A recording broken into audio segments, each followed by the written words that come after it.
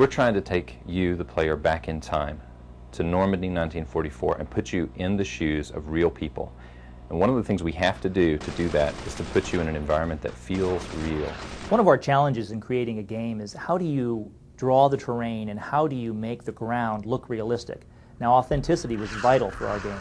We had spy planes, even back then, that flew all over the continent of France in May, and they took photographs. And these are called aerial reconnaissance photographs. These are the same photographs that we actually used to recreate the battlefields exactly as they were at the time. We took those photos and we overlaid them on our screens, and with our digital manipulation, we were able to create the exact lay of the land as it was in 1944.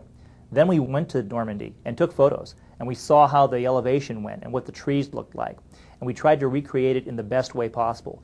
You're going to actually be walking over the same terrain exactly as it appeared in 1944.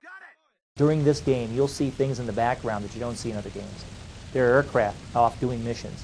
They're strafing, they're bombing, they're moving out. There's artillery falling in the distance. One of the things that we've provided players with is a interface called the Situational Awareness View. And the Situational Awareness View is essentially us giving the player back what soldiers in World War II would have had. When I use Situational Awareness View, I just press a button for Situational Awareness View, and the camera suddenly flies up into the air. And I'm able to get an overview of the terrain. The battlefield environment is re-exposed to the player so that he can understand what the situation is and then make a smart tactical decision about how to navigate it. There is a town in the distance, like Carentan, for instance, that actually is where Carentan should be when you're on that position on the ground. Carentan has a cathedral, and you can see it from kilometers away.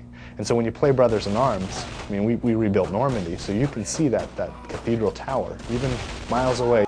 The actual gameplay that takes place there is a little bit different than the kind of gameplay we have in the past. You see, the German tactic, when they lose ground, is to immediately counterattack. And you can see the German units starting to come in, and you can see the maneuvering. He's got a sniper rifle, so he can harass them.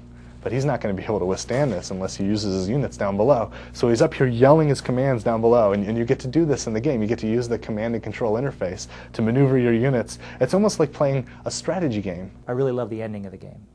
And I think the last scene and the whole battle on Hill 30 is something that every one of you will want to experience. It is the final piece of putting it all together. You have tanks, you have your squad, you have a desperate situation.